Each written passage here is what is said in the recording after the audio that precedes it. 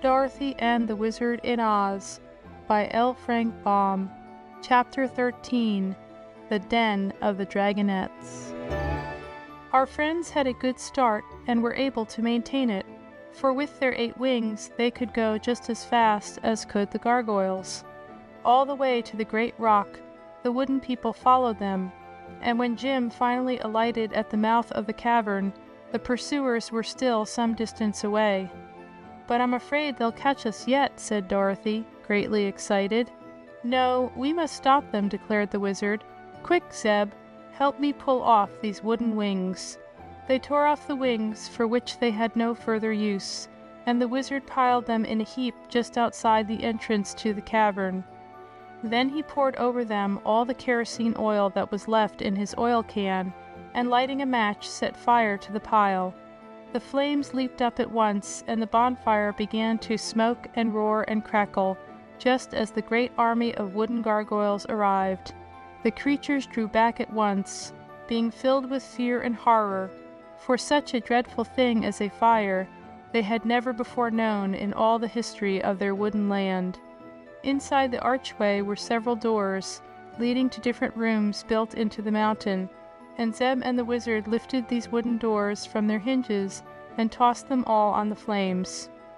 "That will prove a barrier for some time to come," said the little man, smiling pleasantly all over his wrinkled face at the success of their stratagem.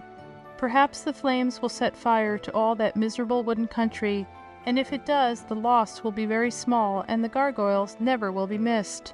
But come, my children, let us explore the mountain and discover which way we must go in order to escape from this cavern, which is getting to be almost as hot as a bake-oven." To their disappointment, there was within this mountain no regular flight of steps by means of which they could mount to the earth's surface. A sort of inclined tunnel led upward for a way, and they found the floor of it both rough and steep. Then a sudden turn brought them to a narrow gallery where the buggy could not pass. This delayed and bothered them for a while, because they did not wish to leave the buggy behind them. It carried their baggage and was useful to ride in wherever there were good roads, and since it had accompanied them so far in their travels, they felt it their duty to preserve it. So Zeb and the Wizard set to work and took off the wheels and the top, and then they put the buggy edgewise so it would take up the smallest space. In this position, they managed, with the aid of the patient cab horse, to drag the vehicle through the narrow part of the passage. It was not a great distance, fortunately, and when the path grew broader, they put the buggy together again and proceeded more comfortably.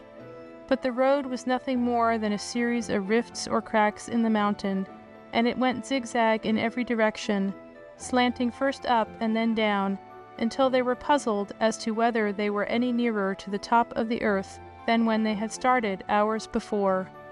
"Anyhow," said Dorothy, "we've escaped those awful gurgles, and that's one comfort."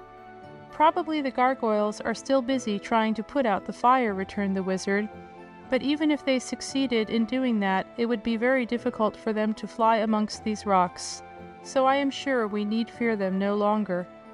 Once in a while they would come to a deep crack in the floor, which made the way quite dangerous, but there was still enough oil in the lanterns to give them light, and the cracks were not so wide but that they were able to jump over them. Sometimes they had to climb over heaps of loose rock, where Jim could scarcely drag the buggy. At such times Dorothy, Zeb, and the Wizard all pushed behind, and lifted the wheels over the roughest places, so they managed by dint of hard work to keep going. But the little party was both weary and discouraged when at last, on turning a sharp corner, the wanderers found themselves in a vast cave, arching high over their heads and having a smooth, level floor. The cave was circular in shape, and all around its edge near to the ground appeared groups of dull yellow lights, 2 of them being always side by side. These were motionless at first, but soon began to flicker more brightly, and to sway slowly from side to side, and then up and down. "What sort of place is this?" asked the boy, trying to see more clearly through the gloom. "I cannot imagine, I'm sure," answered the Wizard, also peering about. "Woof!" snarled Eureka, arching her back until her hair stood straight on end. It's a den of alligators or crocodiles or some other dreadful creatures. Don't you see their terrible eyes?" "Eureka sees better in the dark than we can," whispered Dorothy. "Tell us, dear, what do the creatures look like?" she asked, addressing her pet. "I simply can't describe 'em," answered the kitten, shuddering. "Their eyes are like pie plates and their mouths like coal scuttles, but their bodies don't seem very big." "Where are they?" inquired the girl. "They are in little pockets all around the edge of this cavern. Oh, Dorothy, you can't imagine what horrid things they are. They're uglier than the gargoyles." "Tut tut, be careful how you criticize your neighbors," spoke a rasping voice nearby. "As a matter of fact, you are rather ugly-looking creatures yourselves, and I'm sure Mother has often told us we were the loveliest and prettiest things in all the world." Hearing these words, our friends turned in the direction of the sound, and the wizard held his lanterns so that their light would flood one of the little pockets in the rock. "Why, it's a dragon!" he exclaimed. "No," answered the owner of the big yellow eyes, which were blinking at them so steadily. "You are wrong about that. We hope to grow to be dragons someday, but just now we're only dragonettes."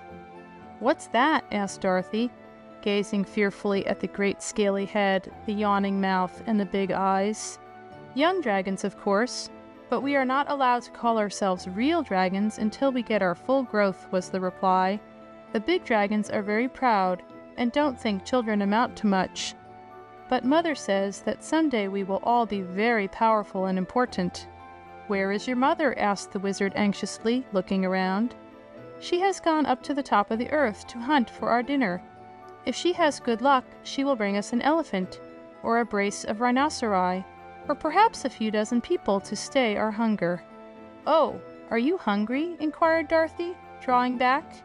"Very," said the dragonette, snapping its jaws.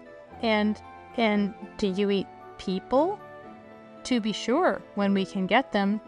But they've been very scarce for a few years, and we usually have to be content with elephants or buffaloes," answered the creature in a regretful tone.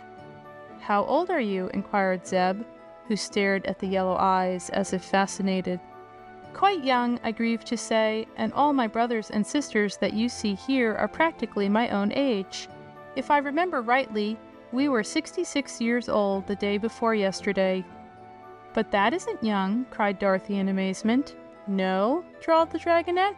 "It seems to me very babyish." "How old is your mother?" asked the girl. "Mother's about 2,000 years old, but she carelessly lost track of her age a few centuries ago and skipped several hundreds. She's a little fussy, you know, and afraid of growing old, being a widow and still in her prime." "I should think she would be," agreed Dorothy. Then, after a moment's thought, she asked, "Are we friends or enemies? I mean, will you be good to us, or do you intend to eat us?" "As for that, we dragonettes would love to eat you, my child, but unfortunately Mother has tied all our tails around the rocks at the back of our individual caves, so that we cannot crawl out to get you. If you choose to come nearer, we will make a mouthful of you in a wink, but unless you do, you will remain quite safe." There was a regretful accent in the creature's voice, and at the words all the other dragonettes sighed dismally. Dorothy felt relieved. Presently she asked, "Why did your mother tie your tails?" "Oh, she is sometimes gone for several weeks on her hunting trips, and if we were not tied, we would crawl all over the mountain and fight with each other and get into a lot of mischief. Mother usually knows what she is about, but she made a mistake this time, for you are sure to escape us unless you come too near, and you probably won't do that." "No, indeed," said the little girl. "We don't wish to be eaten by such awful beasts." "Permit me to say," returned the dragonette, "that you are rather impolite to call us names, knowing that we cannot resent your insults. We consider ourselves very beautiful in appearance, for Mother has told us so, and she knows. And we are of an excellent family, and have a pedigree that I challenge any humans to equal, as it extends back about 20,000 years to the time of the famous green dragon of Atlantis, who lived in a time when humans had not yet been created. Can you match that pedigree, little girl?" "Well," said Dorothy, "I was born on a farm in Kansas, And I guess that's being just as spectable and haughty as living in a cave with your tail tied to a rock. If it isn't, I'll have to stand it, that's all." "Tastes differ," murmured the Dragonette, slowly drooping its scaly eyelids over its yellow eyes until they looked like half moons. Being reassured by the fact that the creatures could not crawl out of their rock pockets, the children and the wizard now took time to examine them more closely. The heads of the Dragonettes were as big as barrels and covered with hard greenish scales that glittered brightly under the light of the lanterns. Their front legs, which grew just back of their heads, were also strong and big, but their bodies were smaller around than their heads and dwindled away in a long line until their tails were slim as a shoestring. Dorothy thought, if it had taken them 66 years to grow to this size, that it would be fully 100 years more before they could hope to call themselves dragons, and that seemed like a good while to wait to grow up. "It occurs to me," said the wizard, "that we ought to get out of this place before the mother dragon comes back." "Don't hurry," called one of the Dragonettes. "Mother will be glad to meet you, I'm sure." "You may be right," replied the wizard, "but we're a little particular about associating with strangers. Will you kindly tell us which way your mother went to get on top the earth?"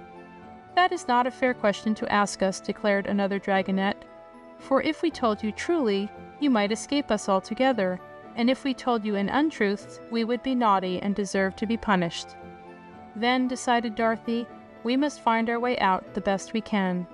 They circled all around the cavern, keeping a good distance away from the blinking yellow eyes of the Dragonettes, and presently discovered that there were two paths leading from the wall opposite to the place where they had entered.